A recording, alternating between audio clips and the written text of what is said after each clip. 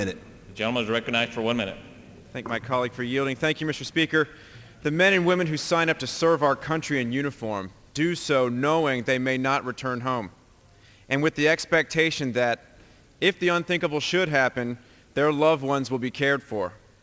However, because of the so-called widow's tax, survivor benefits paid for by the VA are subtracted from benefits paid by the Department of Defense, meaning that families receive less than they should.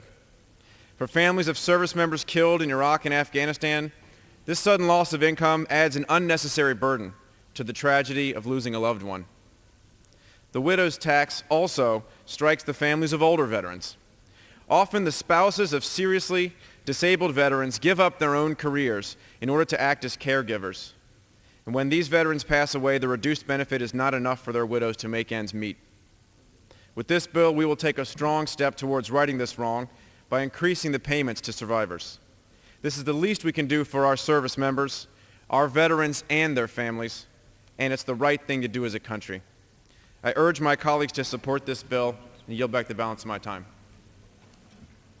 The gentleman from New York. At this time, I yield